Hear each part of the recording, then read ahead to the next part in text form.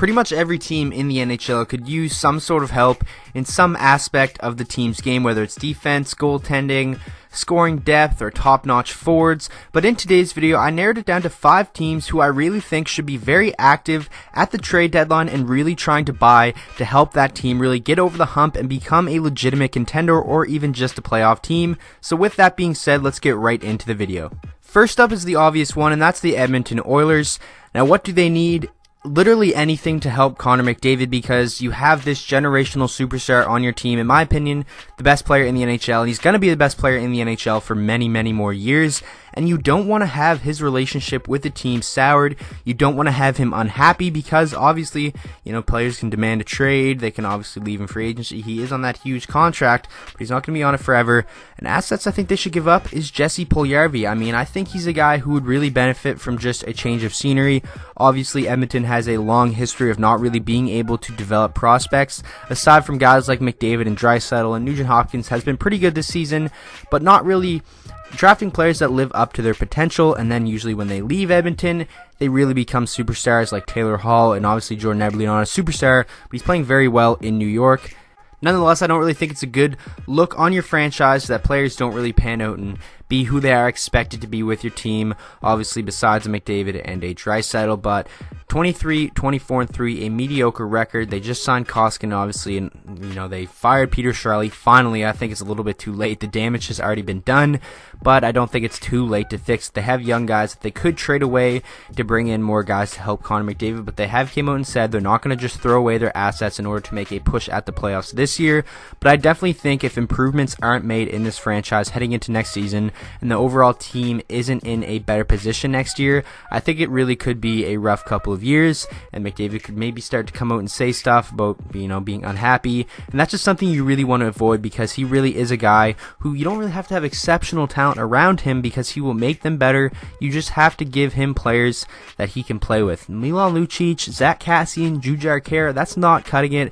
They really need to do something here in Edmonton to give some help to Connor McDavid, and that's why I think they should be buyers at the trade deadline, going after guys like Wayne Simmons, Michael Furlan, Gustav Nyquist, and names like that. But if we don't see any moves made by Edmonton, I definitely think the offseason will be huge for them in order to put a team around McDavid that is able to contend next season. Next up, we have the St. Louis Blues. Now, coming into the year, a lot of people, including myself, thought this team would be contending for a Stanley Cup, with a mediocre record of 22-22-5 at around the halfway mark, just a little bit before the trade deadline. Things really aren't looking good. A report just came out that Ryan O'Reilly has stated he's still confident that this team can make the playoffs. And obviously, the needs for this team, and it seems like that's been their need the past couple of years, is in net. Jake Allen, he really just isn't cutting it. Mediocre numbers again this season. I'm a big fan of Jake Allen. I gave him, a bit of a pass last year. Everyone has a down year, but Jake Allen really just hasn't been what the St. Louis Blues have needed in net. And I think, obviously everyone knows that they need goaltending, and you need to have good goaltending if you want to make any run even towards the playoffs, let alone make a run once you get there. And assets to give up, I have prospects, picks, guys like Jordan Kyrou, Robert Thomas, etc., guys like that. Obviously, there is a lot of firepower on this team. Tarasenko was in trade talks a little bit, but I don't really think that's a smart thing to do. Tarasenko's an amazing player, and I think a guy that the St. Louis Blues could go after is a Jimmy Howard of the Detroit Red Wings. They definitely have the assets to give up to obtain a guy. Yes, Jimmy Howard is getting up there in age. He is an up-and-coming unrestricted free agent, but I definitely think he would be a major upgrade this season from Jake Allen. Howard's playing very well on a pretty bad Detroit team, and Jake Allen is just playing, honestly, he's playing pretty awful for the St. Louis Blues. So I think they have the forward group to really make a good playoff run, and I think they have pretty solid defense as well. It all just comes down to the goaltending for the St. Louis Blues, and hopefully at the trade deadline, that is something that they address, because I really do think they need to. I think Jake Allen's time is up. He's had enough chances, and there definitely has to be a change made in net for St. Louis if they want to have any chance at making the playoffs come the second half of the season. Next up is the other team you guys saw in the thumbnail, the Toronto Maple Leafs. Obviously, there's always a lot of talk around the Toronto Maple Leafs when it comes to defensemen and stuff like that. They have a fantastic record of 30-17-2. They've been on a little bit of a slump the past couple of weeks, but definitely don't think, I don't think it's something anyone should be concerned about, because this is a really amazing, talented team. They have probably one of the best, if not the best, forward groups in the entire NHL. but it is no secret they do need a top 4 defenseman in my opinion, and not like an offensive defenseman or just an overall guy, because I think Morgan Rielly is fantastic as the number 1 guy there. I think Jake Gardiner is great as well, and he gets a lot of hate, but I definitely do think Jake Gardiner is a very solid defenseman. But besides those two, I think it is a little bit rough, and if they can get a top 4 really shut down defenseman, a guy who can chip in offensively here and there, but just be a really solid puck moving defenseman, I think that would go a long ways for this Toronto Maple Leafs team. Assets to give, I have top 9 forwards because they do have a lot of them, like a guy like Connor Brown, Kasperi Kapanen, William Nylander is always thrown around in trade talks. It's nice to see him getting a couple of points now over the past couple of games, because he was really getting a lot of hate. And I don't really think they should trade William Nylander, but if there is a really good, solid defenseman that you can get in a trade and they're asking for a William Nylander, I think it is something that the Toronto Maple Leafs definitely should consider, because I think if they want to go deep into the playoffs, they're going to need more defensemen than just Morgan Rielly and Jake Gardiner. Yes, guys like Zaitsev and Ron Hainsey and those guys could step up, but I definitely think getting another guy who's really reliable would definitely go a long way for this team. I'm not saying trade William Nylander, I'm definitely not. I'm just saying it is something they could consider if his name is to come up in trade talks, with a guy like Brett Pesce or a guy like Dougie Hamilton or something like that. So it's going to be interesting to see what Kyle Dubas does come trade deadline. He's an amazing general manager, so I don't really see him making any mistakes. It's going to be interesting to see, definitely something that I will cover here on the channel. I'm very excited to cover all the trades when the trade deadline does come, because last year there was a lot of trades on trade deadline day, so I'm very excited. But the Toronto Maple Leafs are definitely a team I could see being very active come the trade deadline. Next up is the Colorado Avalanche. Obviously they have the top end scoring to really be able to compete with anyone. They have been floundering a little bit over the past couple of weeks though, with a pretty mediocre record of 22, 20, and 8, and in my opinion their needs is depth scoring and a shutdown defenseman. Assets to give off, they have bottom 6 forwards, guys like JT Compher, a young guy like Alex Kerfoot could always be thrown around in trade talks, but I'm a big fan of him. I don't think they should move him. They have guys like Carl Soderberg, Sven Andrighetto, all those players, and they do have some draft picks. Obviously, they do have that Ottawa draft pick, which is very, very valuable, but I definitely think they're going to hold on to that. I'm not sure if Colorado does have their first round pick coming this summer, but definitely I think that's something that could be thrown into trade talks. Not the Ottawa pick, but their own pick, if they still do have it. I didn't check before this video, so correct me if I'm wrong there. But depth scoring, that top line is obviously unbelievable with Landeskog, Rantanen, and McKinnon. But in my opinion, if you take away from those guys and, shut them down, this is a team that is very, very beatable.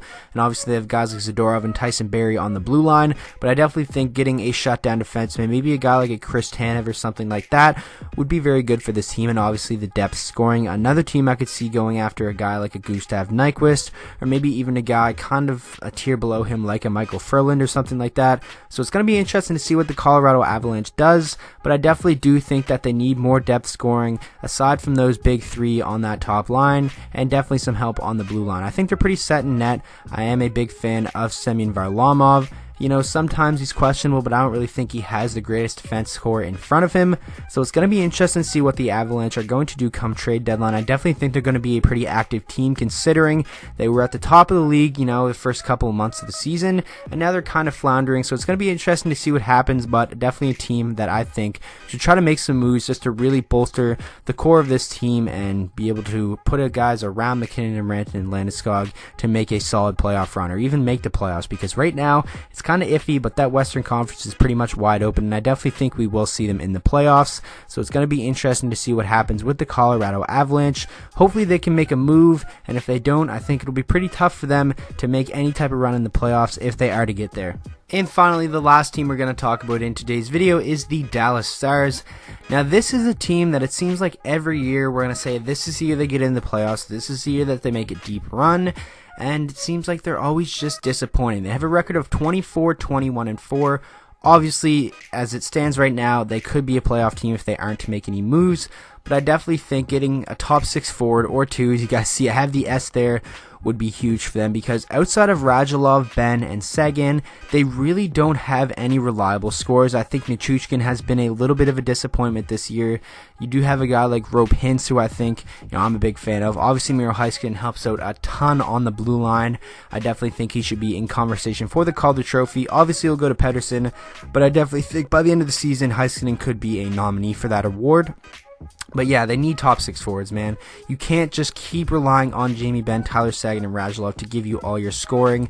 And, you know, when the GM came out and said that stuff about Seguin, about Benn, I definitely think that woke them up a little bit, but you have to do better, or not the GM, the owner, sorry. You have to do better to put players around him in order for them to be successful, because if you're playing against the Dallas Stars, it's kind of easy to game plan.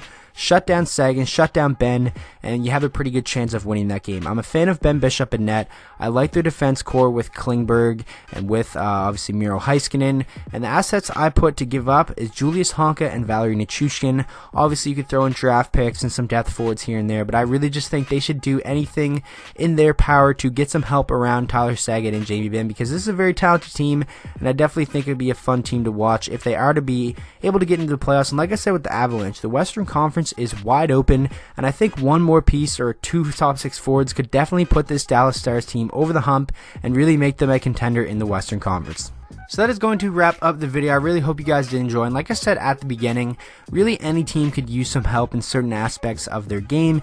If you guys want to see a video on teams that I think should be selling at the trade deadline, make sure to let me know that down in the comment section below. And if there's any other teams that in your guys' opinion should be buying at the trade deadline to really give them another piece to make them a contender, I'm very curious to hear. Remember, this is just my opinion. You guys don't have to hate if you don't agree. Just let me know your thoughts down in the comment section below. And with that being said, I hope you guys all enjoyed the video. If you did, make sure to drop a like on it and subscribe to the channel for daily NHL content, and I will see you guys all in the next video.